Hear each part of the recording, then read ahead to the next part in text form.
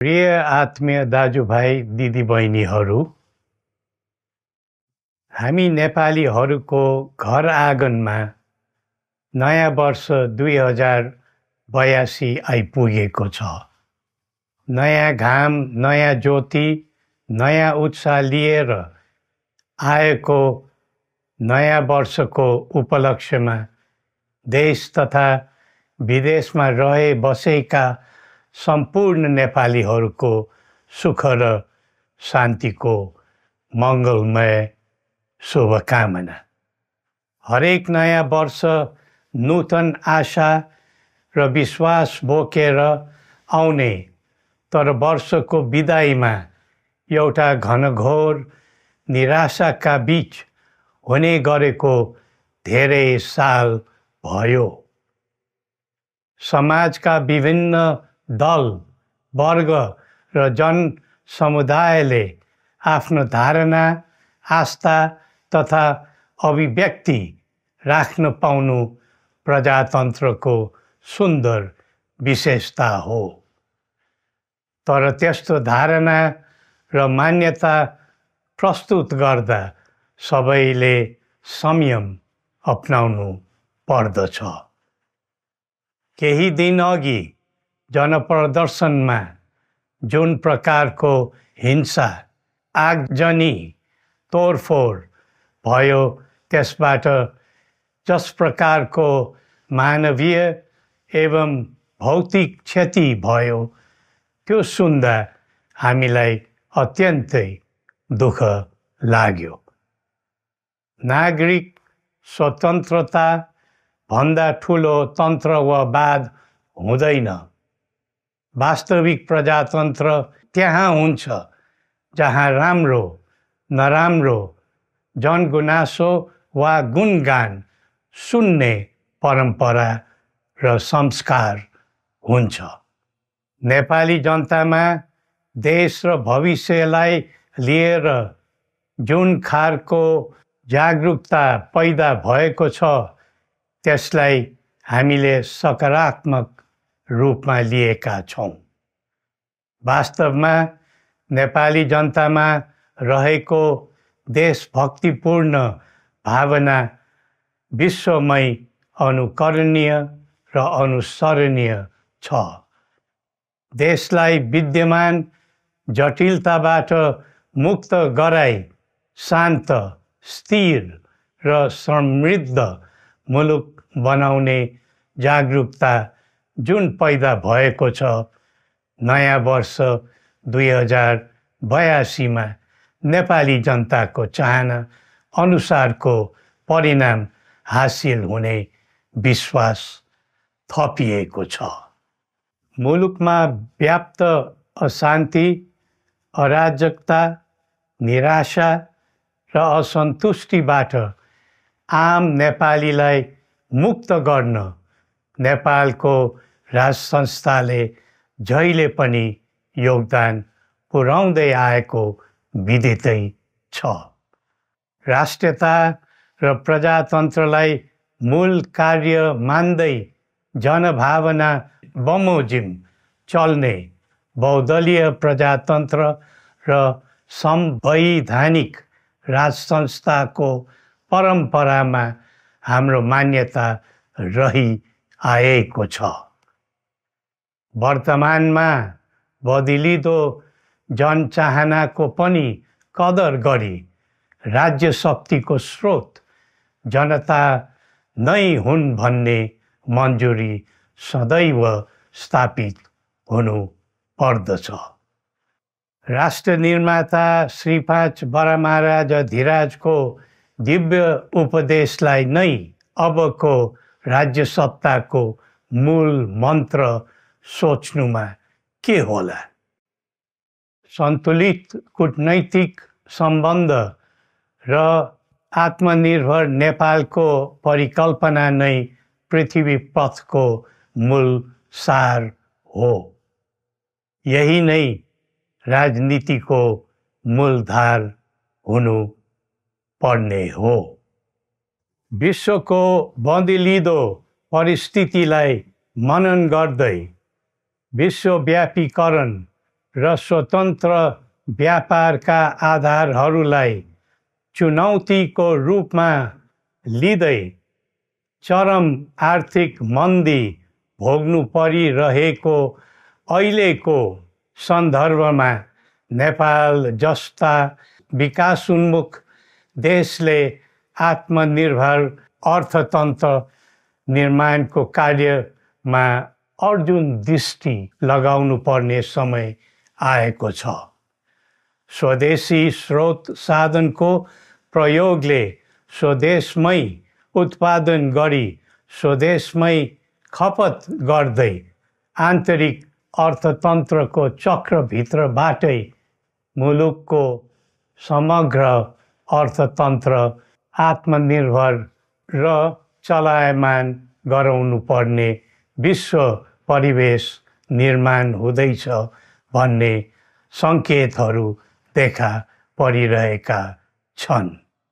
विश्वकै उत्कृष्ट यो भूमिमा बाँच्न समेत गाह्रो हुने स्थिति पैदा भएपछि बढ्दो युवा पलायनलाई रोकी युवा शक्तिको श्रम र सिपलाई स्वदेशमै उच्च उपयोग गर्नु पर्दछ। युवा स्वरोजगारको निम्ति अवसरहरूको खोजी गरी नेपालमै आय आर्जन गर्न सक्ने वातावरण तयार गर्नुपर्ने आजको पहिलो आवश्यकता बनेको छ। सबै नेपालीको तन, मन र ध्यान त्यसैमा लगाउनु परेको छ। विश्वभरि छरिरहेका नेपालीहरू एकताका सूत्रमा बाँधिन अब ढिला गर्नु हुँदैन। आफ्ना ज्ञान, सिप र सामर्थ्य मात्र होइन, त्यहाँ आर्जेको पुँजी, स्रोत र साधन समेत नेपालमै लगाउनु पर्दछ भन्ने भावना सबैमा जागृत गराउनु परेको छ। प्रकृतिले दिएको स्वर्ग जस्तै सुन्दर हिमवत् खण्ड नेपाल सिँगार्न र विकासको बिकुल फुक्न कसरी लाग्ने र लगाउने स्वदेश फर्क स्वदेश नै स्वर्ग भन्ने अभियान चलाउनु पर्ने आजको आवश्यकता भएको छ। जनभावना र चाहना बुझी मुलुकको समग्र संरचनामा नै हेरफेर र सुधारका कदम चाल्नुपर्ने तथ्य स्पष्ट देखिन्छ। शिक्षा, स्वास्थ्य र दैनिक कामकाजका पद्धति र प्रणालीहरूमा आमूल परिवर्तन र सुधार गरी यिनको आधुनिकीकरण अनिवार्य भइसकेको छ। युग प्रविधिको हो, सावधानीपूर्वक उपयोग गर्नु सकेमा राष्ट्रको योगदानमा ठुलो टेवा पुग्न सक्नेछ। सुशासन र भ्रष्टाचार मुक्त प्रशासन मूल नारा हुनु पर्दछ। हामी अस्थिरता, अशान्ति, अराजकता, विपन्नता र भ्रष्टाचारको अन्त्य चाहन्छौँ। त्यसका निम्ति नेपाली जनताबाट हुने हरेक प्रयासहरूमा एकबद्धता रहनेछ। मुलुकको गिर्दो अर्थव्यवस्था, रुग्न हुँदै गएको औद्योगिक उत्पादन, बढ्दो राष्ट्रिय ऋण र बेरोजगारी, रक्षात्मक बन्दै गएको राष्ट्रियता, राष्ट्रिय एकता, सामाजिक सद्भाव, मौलिक धर्म, संस्कृति तथा जनस्तरमा बढेको निराशा, असन्तुष्टि हाम्रो चिन्ताको मूल विषय हो। नागरिक पलायनसँगै पुँजी पलायन, भ्रष्टाचार र व्यथिति देशले थाम्नै नसक्ने स्तरमा झाँगिएको छ।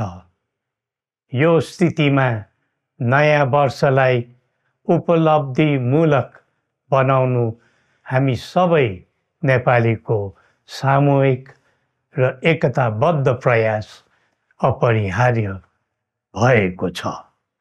नेपाली बीच द्वन्द्व नहोस्, परस्पर अविश्वास र हिंसाको दुःखद मनोस्थिति नबनोस्, देशवासीहरू कुनै पनि नाम र न्युहुमा ध्रुवीकृत नबनुन् भन्नेतर्फ हामी सदैव सचेत र संवेदनशील छौँ।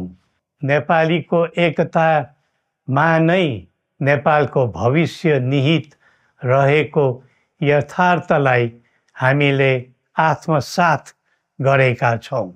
सबैले यही वास्तविकतालाई आत्मबोध गर्नुपर्दछ भन्ने ठान्दछौँ।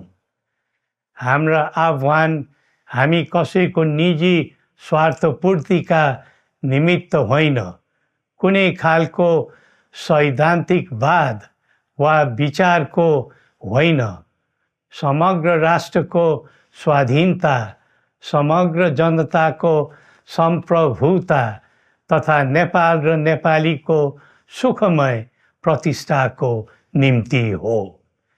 आफ्नै प्रकारको अग्रणी राष्ट्र हामीले नै बनाउने हो अनि आफ्नो स्वतः र अस्तित्व हामी आफैले उठाउने हो। संसार धेरै अघि बढिसक्यो, तर हामी यो वा त्यो वादको चक्रव्यूहमा फँसेका छौँ। नेपाल आमालाई केन्द्रमा राखेर हाम्रा विचार बन्नुपर्छ, हाम्रा कदम चल्नुपर्छ। हरेक समस्याको समाधान संवाद, सहमति, समन्वयन र सहकार्यबाट हुन सक्छ। आगामी वर्ष नेपाली इतिहासको स्मरणीय र सुनौलो सम्झना बन्नुपर्छ र बनाउनु सकिन्छ भन्ने विश्वास हामीले लिएका छौँ। नयाँ वर्षले नयाँ आशा, उमङ्ग र उत्साह ल्याओस् अनि नेपालीको सुनौलो भविष्यको सुनिश्चितता होस्। श्री पशुपतिनाथले हामी सबैको कल्याण गरून्। जय नेपाल।